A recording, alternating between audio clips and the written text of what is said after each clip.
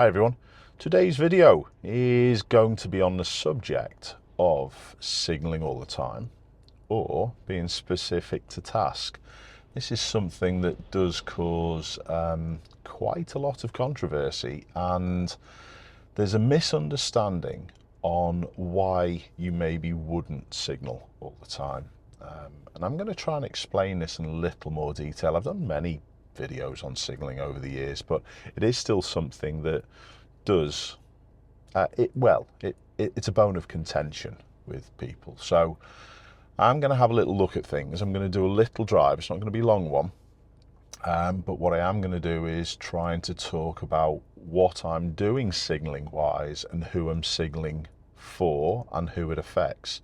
There are many people who have this mindset of I don't need to signal for anything, but then they go too far with it and they actually maybe don't use their indicators when they probably should. And this is actually the classic example. Range Rover Sports come past, there's oncoming cars, but if we ignore the oncoming cars, if they weren't there, some people would be saying, I don't need signal to move off because I'm not affecting anyone. Well, are we certain that there's no one in any of these parked cars? These parked cars within this area that I'm parked in are in play. Probably the best way to describe it. So in this situation, would it be an issue to put a signal on? No, it wouldn't. However, even while I've just been talking, there's been no signs, no movement, nothing from them. So you could probably get away with it. But the key is to have that thought. Because if you put your signals on all the time, you're not thinking about whether or not that a signal is going to help people. You're just putting it on. And signals, don't forget, in my infamous video where I drove home without signalling, signals not being put on are less dangerous than a poorly timed signal. People still don't get it. And they have this mentality of just signaling, but without actually thinking about what they're signaling about and who they're talking to and who they're communicating with. So I'm going to have a little drive and just have a little talk about signals. Just notice the jogger there. There was another one that jogged past before. They're too far away to warrant a signal. If she looked over her shoulder and came towards the road, that may be different. But if she's further down past this Ford Focus, it may not affect her a lot. What you can also do is alter your speed, so therefore your actions aren't going to be affecting other people. And this is the part of it that I'd like to just bring in today as well, that people move away in a routine manner, but you can actually alter when you signal with how you do your actions. I'll try and explain. So I'm going to move away. We should not be sitting here at the side of the road with a signal on, because this Volkswagen Golf will think I'm just going to move out. And then if they have to ignore it and just drive past me, that encourages people to ignore signals, which is also wrong. Absolutely signalling, like I said, for maybe these parked cars, but it was mainly this van.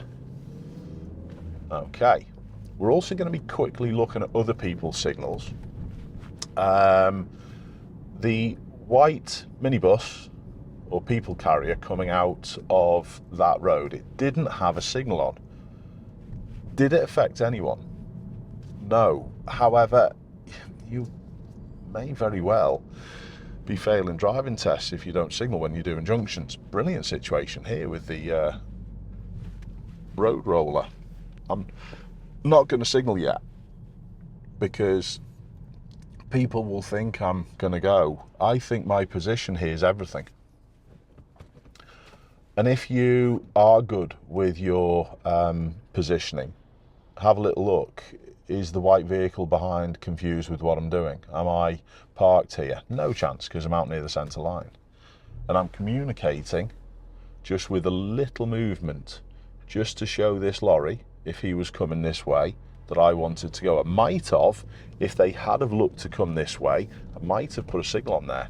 Signal to come back is not needed. It's a given. but it can be an issue if you stay out for too long, which you would be absolutely balmy if you were doing that through a junction. So as long as you're coming back straight away and you prep and you move back alongside the vehicles that you've passed, shouldn't need that signal to come back. Okay, hopefully you're following. So we've got another situation a little further up. Where's the Range Rover going? Now, they did signal to go round, but they signalled at the point of movement. And this is what people do. They'll use this hand, they'll grip, and they'll put the signal on at the same time. No need to signal. Will I need to signal to come back? No, I don't. So it is a combination of what I'm talking about signalling specifically or habitually, depending on which side of the fence that you sit. But it's also a lack of understanding of how these signals actually help people. It's not for steering. We just saw the Range Rover go round the previous parked obstruction, and it was as if they went signal move. Now, a signal should show other people our intentions. Let's have a little think about just the English language behind that just for a moment. Our intentions mean what we're going to do in the future, not what we are doing now. So therefore, a signal as you steer is pointless. But I always put them on. Just have a little think about that. Okay, I am just going to continue ahead. Could not have stopped at those lights. So mirror signal maneuver, I'm just going to have a quick little talk about. This is another thing that ties into it. The amount of people who just go for the signal straight away without checking. Why are we checking our mirrors first? This is something that I see many instructors struggle with. Social media, no one's really got the correct answer a lot of the time. And it's to time our signal correctly. I'm just going to give you a couple examples, or a couple of examples. Imagine I'm being followed really closely by a lorry downhill into this roundabout up ahead. I know it's not downhill,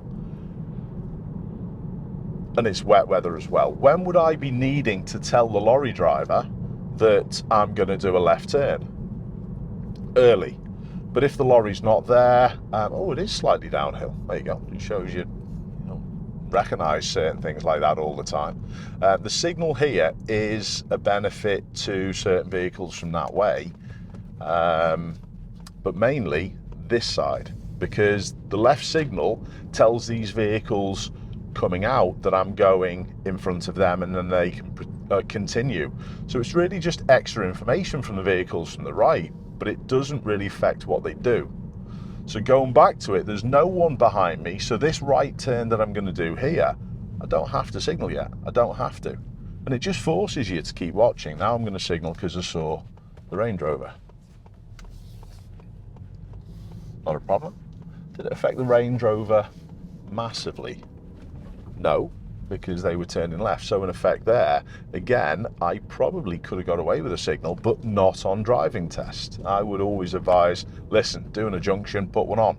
And this is also my thinking behind it, that you don't want to be right at that point where you need to be concentrating. Hang on a sec. Thank you, sir. Nice driving. Well done. As always, if something is higher in risk, I'll always button it and concentrate. Remember to do that even with your passengers who are sat around you. But yeah, signals at junctions, you don't want to be messing about doing something with your hand as you should be concentrating on steering or observational work. So that's why I would recommend at junctions, put one on. But if you find a junction that no one's there, if you can occasionally go, you know what, no one's there, I actually don't need to, have a go at it, because that forces you to keep looking and observing. I also understand that there are certain countries around the world that you should be signalling. I think the US is obviously the main one. For me, I don't agree with that because it forces people to not observe as much. And this is what this is all about. It's all about observation. It's about keeping an eye on the red car behind. Is the red car being affected to where I go at this roundabout? Not really. Are there any people in the road that I'm going? No. I'm going first exit. Doesn't affect the one behind. Out and done before the white van, sorted. The white van could have signalled there to help,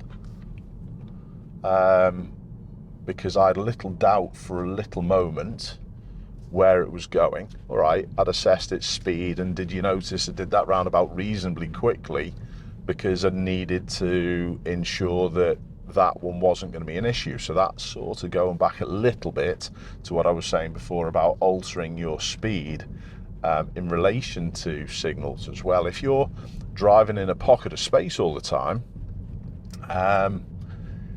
you don't rely on people's signals as you're trying to emerge onto the roundabout whatsoever.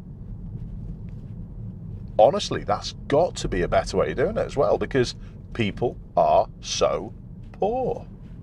So people not signalling doesn't bother me in the slightest, because it rarely affects me, because I'm constantly in a pocket of space.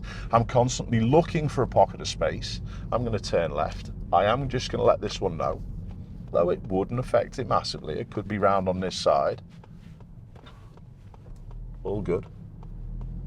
No problems.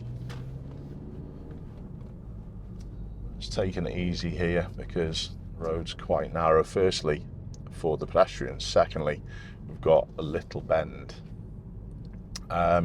So hopefully you've followed what I've said there about the signals. It is a big part of observational stuff that I'm trying to encourage and I'm trying to push. Disappoints me that instructors just have the reasoning behind you checking your mirrors before you signal just to see what's there. It's not in depth enough. Here, this is actually a right turn here, but a right turn signal would be confusing.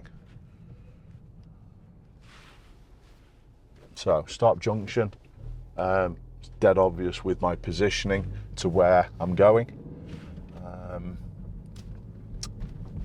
A right signal here at the roundabout would be really important. However, no one's behind, no one's ahead, no one's to the right, not affecting anyone, and it hasn't changed. So again, I've been able to just observe that little bit more and be conscious of my surroundings a little more. If you're habitually signalling, you will not make that decision because you won't have to. Not saying everyone's going to be able to drive with the attention that I give it. My attention that I give my driving is my job, don't forget. And to do the job of a driving instructor at the level that I think is required, you need to be so switched on to everything all the time.